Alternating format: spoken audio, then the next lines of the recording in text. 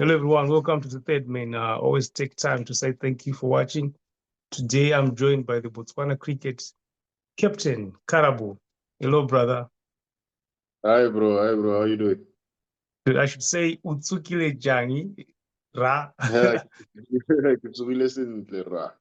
Yeah, that's the little Botswana that I know. But I'm glad I'm chatting to you. First of all, how have you been?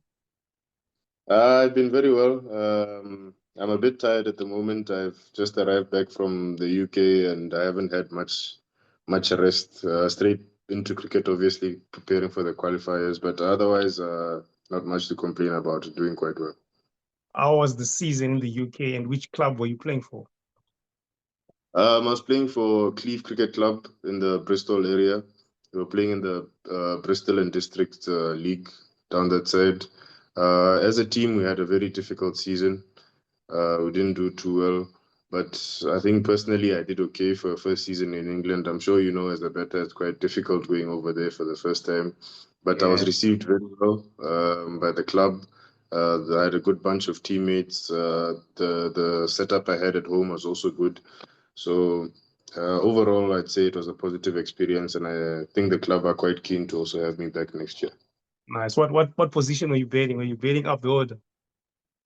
Yes, initially I was batting at number three, and then about just after halfway through the season, I got an injury to my shoulder, Oh, which kept me out for about 3 games, I think. So when I came back into the middle order. I came to bat number 4 and 5. Yeah. what sort of lessons would you say you picked from playing in the UK? I know it's different conditions, but as a cricketer, you're always learning, I believe. Yes, that's a good question because I think initially when I arrived in the UK, coming from almost like the intensity of always having to win games in international cricket. In the UK, it's not so much. I think people play for enjoyment more than anything, especially at club level. So it was a good experience for me in the sense that I think it just reminded me a little bit to to enjoy my game again. I think sometimes you get caught up in all the hype and the pressure and all the intensity of the demands of trying to always lift Botswana higher and all of that. Whereas on a personal level, I think playing in the UK sort of reminded me that I actually play cricket because I enjoy it, and I was around people who enjoyed playing cricket more than anything. So I think that has helped me a lot because I think it has almost freed my mind up a little bit to just get on and enjoy the game. And when you're enjoying, that's when you can produce your best cricket. And I believe that's a good mindset to have, obviously, with the qualifier coming in Zimbabwe. How big is this for Botswana cricket just to be in a position to win a few games and qualify for your first World Cup T20? Yes, it's literally 3 games away. It sounds simple, simpler than it is. But yeah, it's a fantastic position to be in. Obviously, we have earned our right to be there through the previous qualifier. We've played very good cricket coming to this qualifier. So I believe that the team, as I found it, has been quite well prepared by Coach Stan and the trainer who's been working with the team as well, and well, his whole coaching team.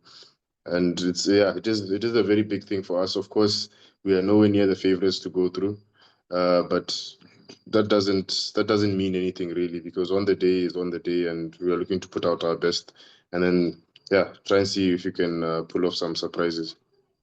When you look at all sports teams, when teams make progress, or obviously like Botswana, for example, something has changed. What has changed for Botswana to be in a position like that over the years? I think one of the bigger changes that probably happened was I think it was around 2021, around the time I actually came to play in Zim. The Botswana Cricket Board took a decision to contract some of the players to be full-time cricketers. I think that was a massive step. I think also around the same time, we started playing a lot more matches as a team. So year on year, I think maybe since around that 2021, 22 time, we've played maybe almost 30 games as a team, as a unit on each year. Maybe this year being one of the years we've actually played the least, but maybe hopefully we'll still catch up with that as the year goes. But those are probably the two massive changes that have come in over the last, say, 5 years that maybe have pushed us on. And you as a player, it's probably a very good advantage because you've played in Zimbabwe before. You sort of know the conditions. How do you help that for the team and the qualifiers in mind? Yeah, it's of course I've personally played there, and so have a lot of the team. No, not quite in Harare, but we have played quite a few. Come to Bulawayo on quite a few tours. So we know the type of cricket that is played in Zimbabwe, generally what the tracks are like. Personally, having played in Harare, I have obviously a better idea. It's I try to pass on that knowledge to the other players, but as you know, sometimes it's difficult to tell, and people only find out when you're on the ground and you see what is happening in real time. But fortunately for us, we are going over there, and we will have a couple of warm-up games before the real stuff starts. So I think we'll get around to covering that as well. You mentioned like Botswana are not under any pressure ahead of this qualifier. So in that case, do you have any targets now or realistic targets, or you just want to see what all these qualifiers are all about? Uh, to be honest, I think we haven't quite narrowed down in terms of looking at those games per se, because we're still very focused on our immediate preparation. And I think that's almost the best way to go, is take it day by day, make sure we're refreshed in the mind so that we're not thinking too much about the bigger picture. We're just focused on the step that is ahead of us. I think that's the best way to approach it for ourselves, because as you know, the mind is a tricky thing. If you take on too much, it's easy to get overwhelmed and look at the occasion and look at everything, and it can easily go quite wrong. So I think for the moment, we are just taking it day by day basis, trying to prepare as best on each day, try to bring the right intensity, the right mindset and preparation to our training. And then, yeah, as we go into the tournament, we'll obviously go into a bit more detail about what exactly the stuff we want to implement is. Uh, but yeah, just one step at a time, one step at a time. I think also it's a young team, so try to keep it grounded and simple instructions. And yeah, we just try to give our best. What impact is Coach Timoni? What sort of impact has he brought to the team ever since he has been working with the Botswana team? He's been fantastic. I think on a personal level, I can only hope that it's the same for the whole team. Is that he has brought a grounding and a return to the very basics, I think, of the game. Okay. That's where you start in terms of, even though we're playing T20 and everything is expressive and fast, but you still have a lot of reliance on the very basics of the game to get you through. And I think that's where he's been very good. He's created an atmosphere in the team which is competitive as well. He's created, I think, a mentality where he's tried to toughen up the boys and get them ready for tougher challenges. And I think it's actually quite a good thing that we needed. The discipline as well that has come with him being our coach, and I think he's done a very good job. I know Botswana love football, and obviously athletics with Tebogo being the star boy. How has Yes. cricket become one of the sports? Is the popularity of the game something to talk about now, or it's still maybe an elite sport or not so popular amongst the masses?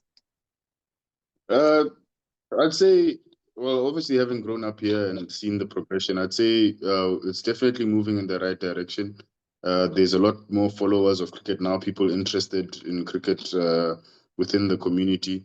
We've always had good support from, if you allow me to say, like the expat community or the foreigner community. But now we're seeing, especially with the national teams now, I think you're starting to see a lot more local involvement in our national teams, our women, our under 19s, and all of that. So I think as that also happens, you're getting a lot more interest from the community, and it's also been moved into the same tier as football and athletics by the National Sports Commission.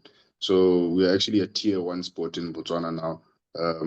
I think since maybe the last couple of years. So that's also recognition for how well cricket has been organized and been doing on the field.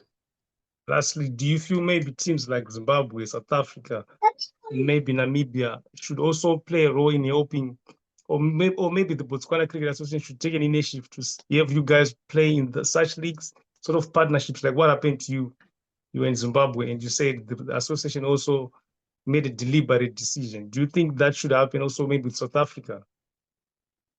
Yeah, yes, I think that's the only way, and probably the most efficient way of the resources that we have, the most efficient way of using them. Because if you look at other countries in the world, you look at your Afghanistans, even where Bangladesh came from, they needed help because cricket is quite a tough sport to go up the ladder. Even if you look at the teams in Europe, your Scotlands, your Irelands, Netherlands, they all fed into the bigger English system to try and get that exposure because it's very difficult to make it in international cricket without that kind of exposure. I think when you look at other countries who have maybe progressed in Africa, like you look at Uganda, they've taken on a lot of knowledge from countries like India, maybe because they are a little bit off the way in East Africa, but they have played Namibia quite a few times. I know they've been to South Africa also a couple of times. So for us, actually being between Zimbabwe, South Africa, and Namibia, I think it's something that we should definitely look to exploit a bit more because that's where all the knowledge is, and we actually don't have to go too far to go and get it. So whether it's those countries coming to us or us going to them, but it's probably more us going to them because we are the main, we need help. Yeah, because Uganda have also used Zimbabwe a lot to get this opportunity. But yeah, I think Yes. we'll keep watching and we'll hope for the best for you guys during the qualifier. Of course, I want Zimbabwe to qualify. If you can qualify with them, I'll be happy. Yeah, thanks a lot, man. Yeah, looking forward to it. And of course, having played in Zimbabwe, I'm looking forward to it. I know the crowd and everything is going to be up for it. So yeah, I'm definitely very excited. Cheers, brother. Thank you very much. Yes, thanks, Brighton. Nice.